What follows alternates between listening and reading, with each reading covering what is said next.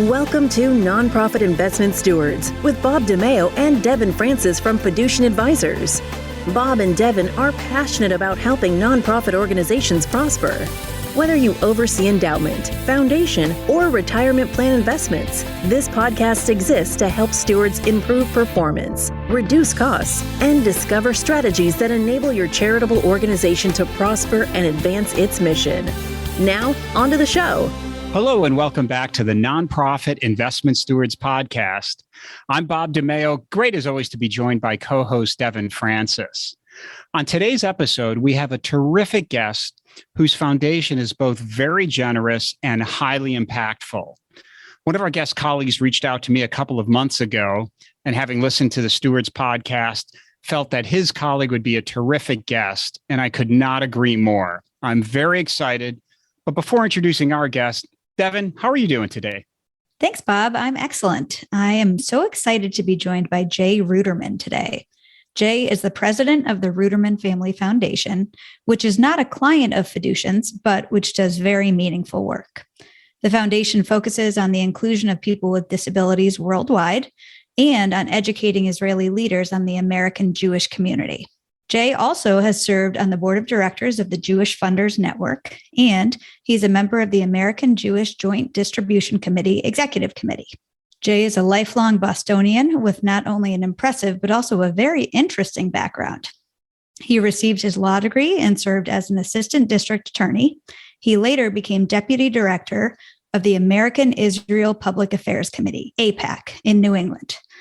Jay also enlisted in the Israel Defense Forces and served in important leadership roles there.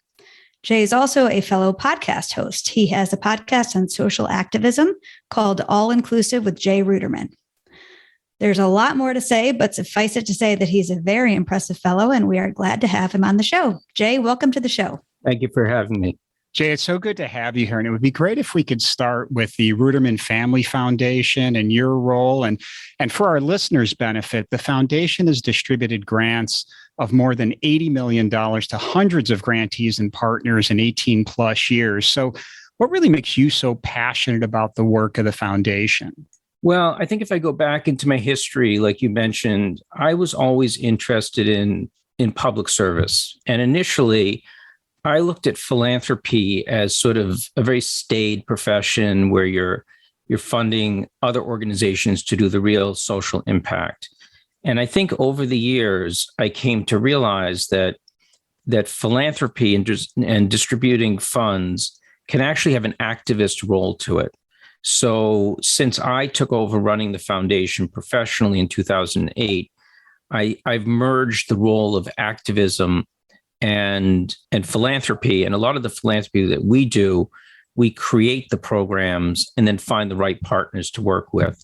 So what I'm really looking to do with the foundation, I think we've had some success, is really to change society through not the traditional way of investing, but through advocacy, changing the way people feel about certain issues. That's great, Jay. So a very large portion of the Ruderman Family Foundation's grants have been directed toward the issue of disability inclusion. Can you tell us more about that? So I inherited the issue of disability. But when we got involved as a foundation, and I play a couple different roles. I'm the president of the foundation, but I'm also the chairman of the board. When we got involved in the issue of disability was more seen through the lens of charity. People who were unfortunate in their life circumstances and deserved to be helped, and that help often took the form of segregation.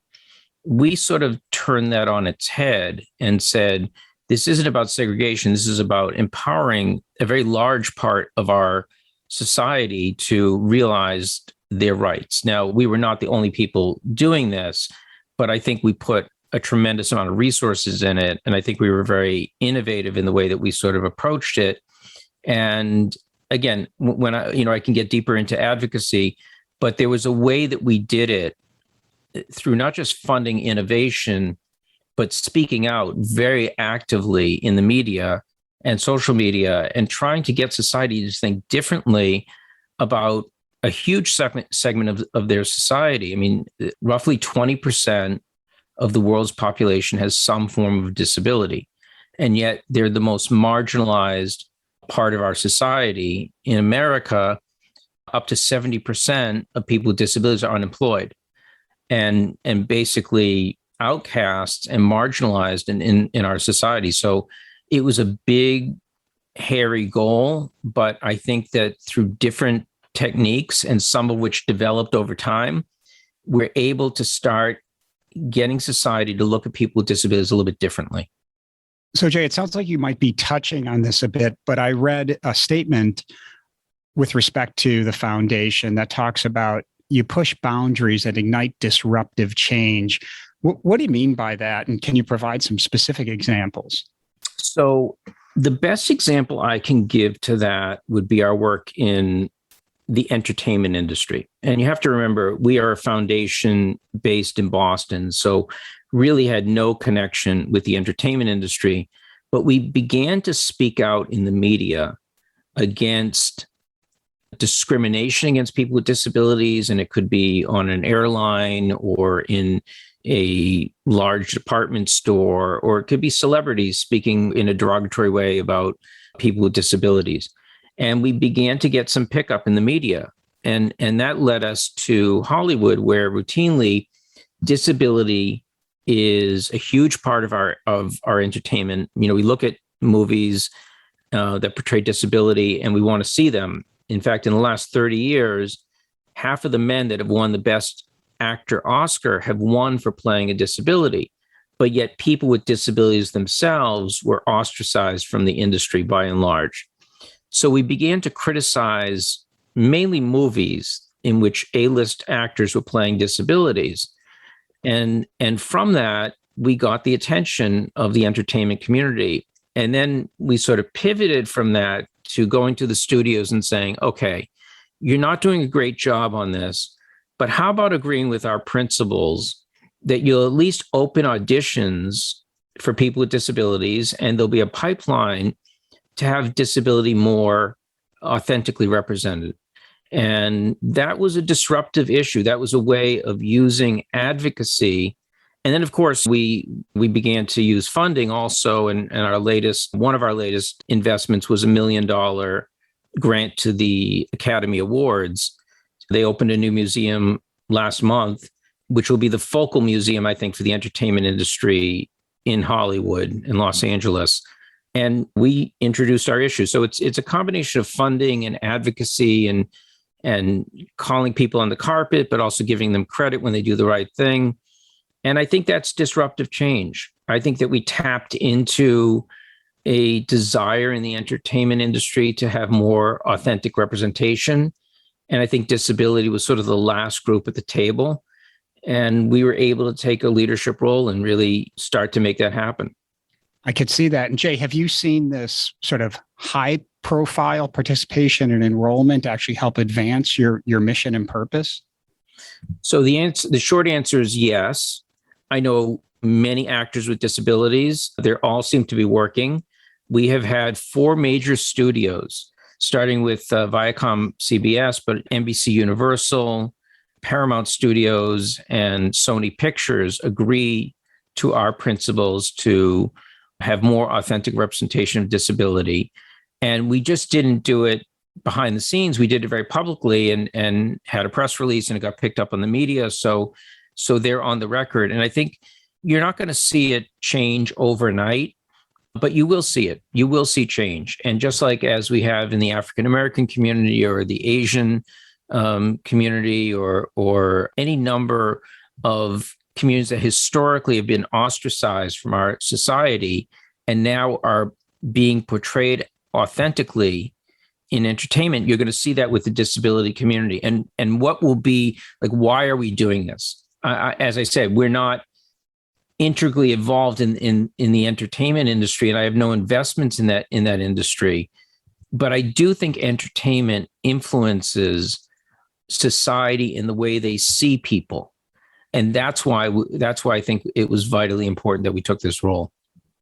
I couldn't agree more, Jay. I think it's so important for folks to be able to look at the big screen or a TV screen and see images of themselves and not just other people playing, like you said, someone with a disability, but someone with an actual disability who is serving in that role as actor. So it must be so rewarding to see the success of your initiatives take hold so soon. So that's wonderful.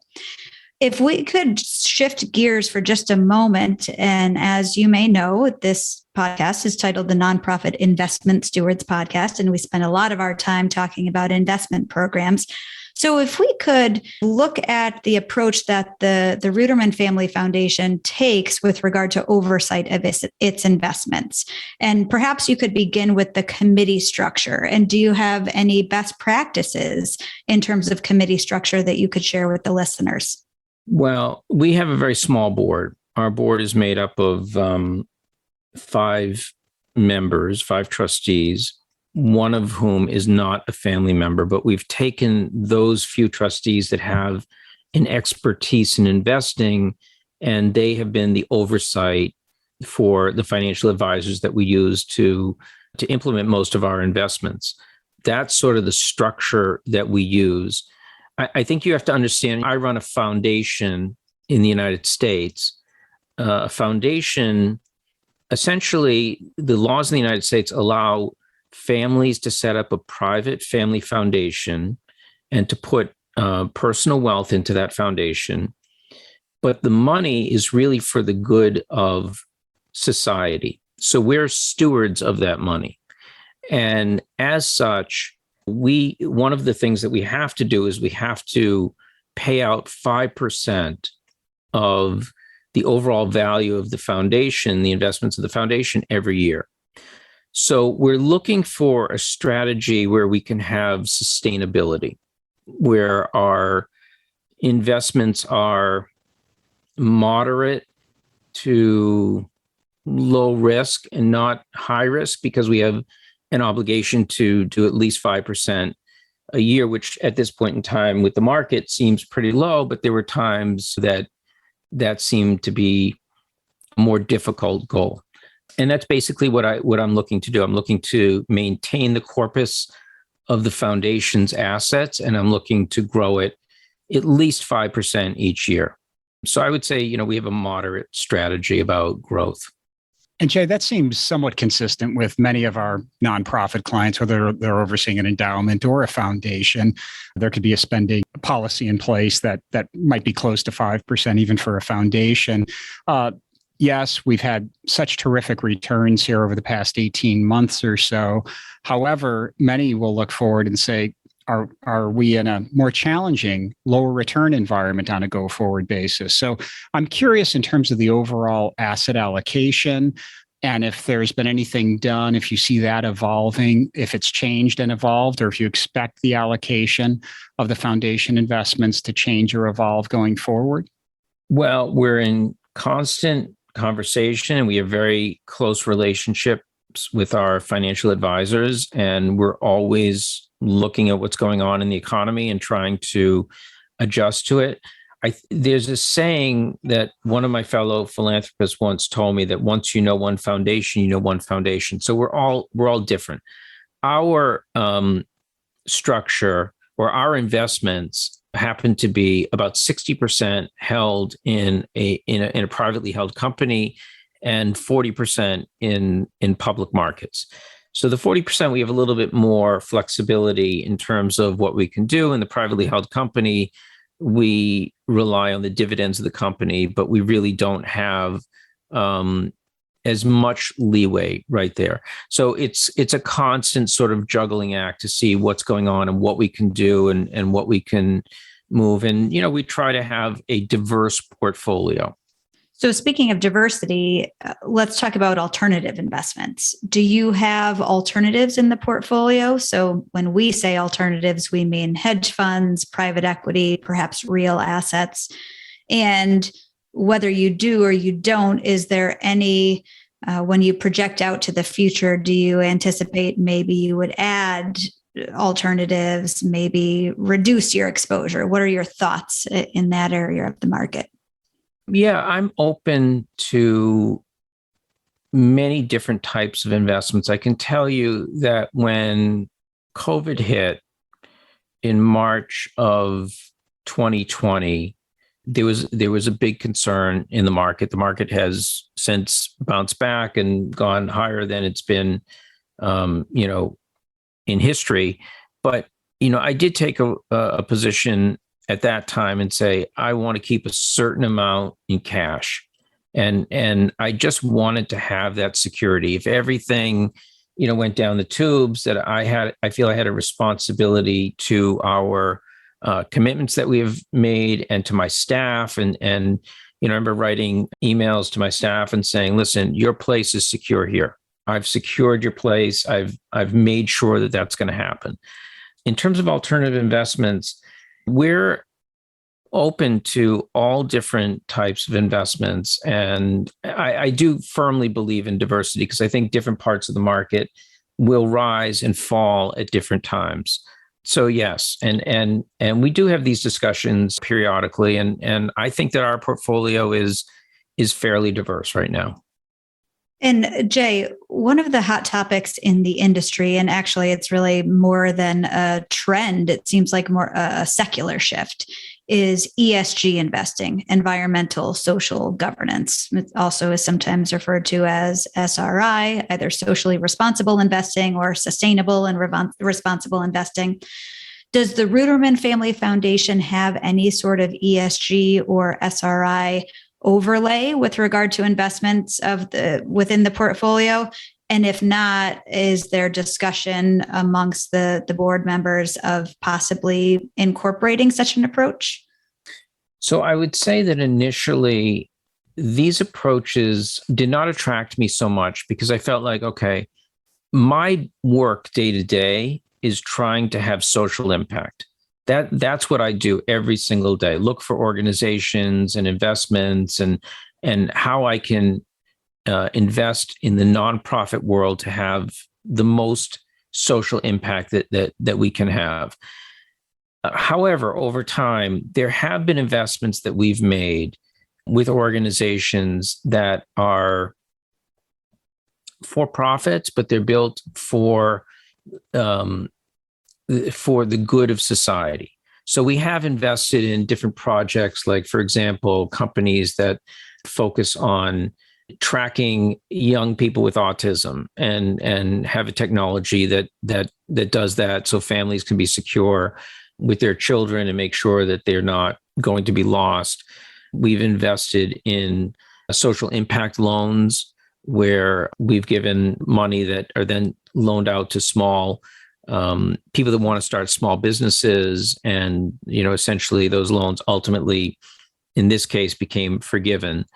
But also, we're now entering into a social finance fund where it's sort of interesting. We are going, for example, I'm going to give the example of a fund that we're invested in Israel.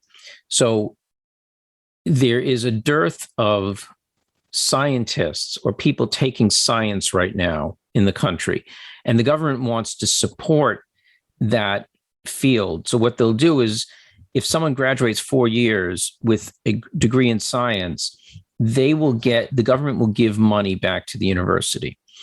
But the problem is there's a big dropout rate. And with the dropout rate, the university loses.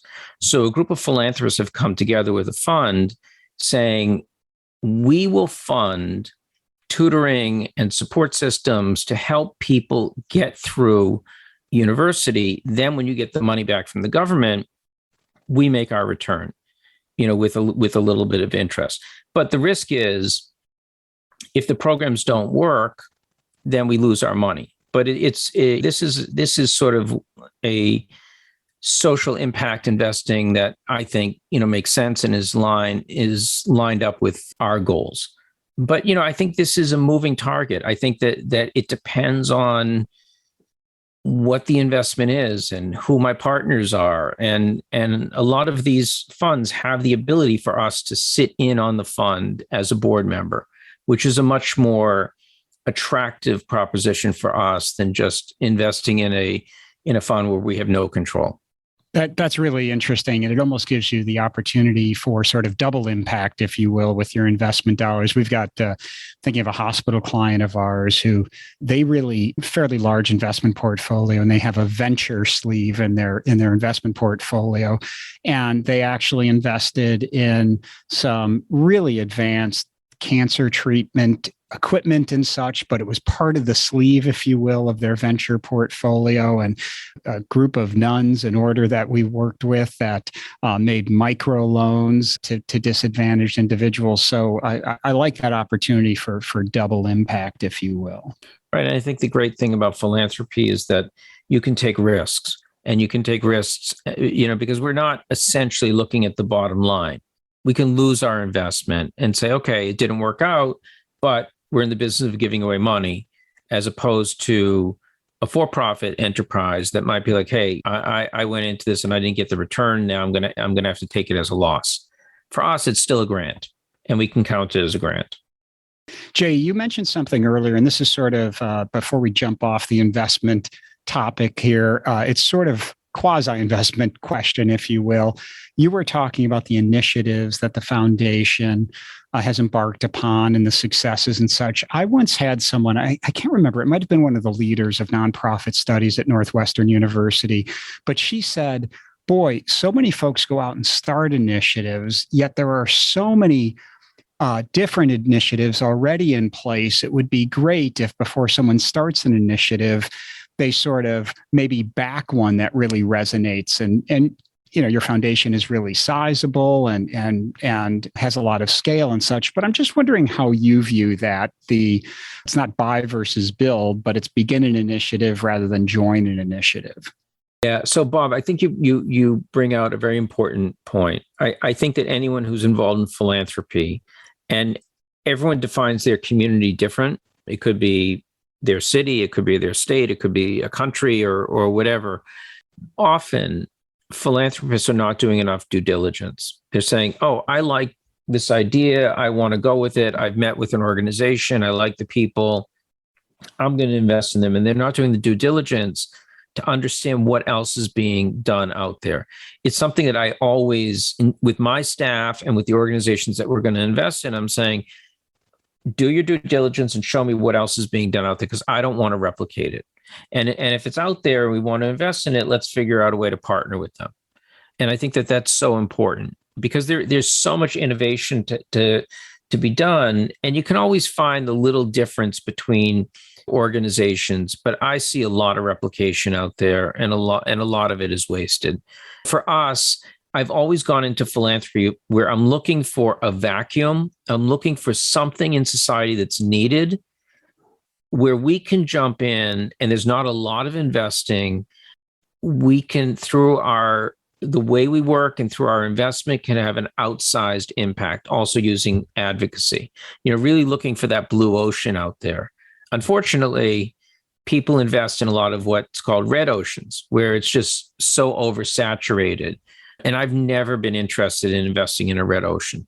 So, Jay, we've covered a lot today. What else would you like to share with our listeners who themselves are leaders of nonprofits? I think that people who are running nonprofits are, by and large, doing the good for this country and for the world. They're people that generally are not getting a lot of attention, but they're on the ground and they're changing lives. And they have to draw a certain solace and a certain pride from what they're doing. A lot of times there's a focus on politics and what politics can do with policy, but a lot of work can be done on the ground that can influence governments. We've had a long partnership with the Israeli government and the American Jewish Joint Distribution Committee, where we have brought innovation on the issue of disability inclusion to Israeli society. But what we're doing is, by introducing that innovation in partnership with the government will take it over. And therefore, it'll become sustainable by having the government make it part of its policy. So I think that nonprofits can have a huge impact. And I think I saw like a figure where a large part of the American economy is the nonprofit sector. There's a lot of Americans are working in this sector. And it's not easy work. It's working with a lot of different actors. It's trying to coordinate. It's trying to work together. And I think that we as a society have to have a great deal of respect for people who are running nonprofits and not look down on them and say, well, they're just do-gooders or whatever. It's very, very difficult work. And how do I know that? Because I see people in the business world, maybe towards the end of their careers, say, I want to get involved in the nonprofit world and make a difference and work on my legacy. And you cannot transfer for-profit business principles to the nonprofit world. They're two different animals. So I have a lot of respect. I mean, I've been working in this field for a long time. Without my partners in the nonprofit world, we would never have had the success that I think we've had. So well said, Jay. It's really nice to hear your admiration for what you can only imagine without the organizations, the nonprofit groups, and so on, just where we'd be as a society. I mean, there's a ton of room for improvement, but imagine where we'd be. So well said. Before we let you go, I always like to, Devon and I will ask a guest, outside of work and volunteer efforts, those are almost one and the same for you, but we're curious, outside of work and volunteer efforts, what do you truly enjoy doing? Well, first, my family. I have, a wife and 4 children, and I love them, and we're close. And I think family is so important. You have to have that base that you can come back to. I enjoy to travel. COVID has certainly put a damper in that for the past 18 months, but hopefully, we'll get back to some interesting travel. I like to read. I work out consistently, and I enjoy that. I try to lead a full life. And the thing that, since I work in a family environment, sometimes it's hard to put it aside. But I'm always advocating to have the time to put that aside and to spend time with the family, because that's, in the end, you can do great work and you can be super successful. But I really believe in the end, it's your family that's going to remember you and that you're going to have the closest ties to. Jay, thank you so much. The Ruderman Family Foundation clearly does such meaningful work, and it's been a real pleasure to have you on the show. Thank you for sharing your time and your expertise with us. If listeners want to learn more about the foundation, where should they go to do that? Sure. Well, thank you. It's been a pleasure speaking to you and to Bob. And I would direct people to our website, rudermanfoundation.org. And also, check out my podcast. I do a podcast called All Inclusive with Jay Ruderman, which you can find wherever you find podcasts. And I interview someone every couple of weeks who has really excelled in a different form of activism, because I think activism is really important in our society. Jay, thank you. It's been absolutely wonderful having you on the show. I truly admire the work you're doing and the foundation, and appreciate you sharing your story. Thank you so much. Thank you. It's been a pleasure. Thank you. And thanks so much to our listeners. As we head towards year end here, I want to make you aware of one of our short but very timely blog posts called How to Make Investment Committees More Effective. We'll add a link to the show notes on that and also the resources that Jay mentioned. So to all you good stewards, thanks for investing your time to help your nonprofits prosper. We'll connect with you soon on the next episode. Thank you for listening to the Nonprofit Investment Stewards Podcast. Click the subscribe button below to be notified of new episodes, and visit fiducientadvisors.com for more information. The information covered and posted represents the views and opinions of the guest and does not necessarily represent the views or opinions of Fiducient Advisors. Content is made available for informational and educational purposes only and does not represent a specific recommendation. Always seek the advice of qualified professionals familiar with your unique circumstances.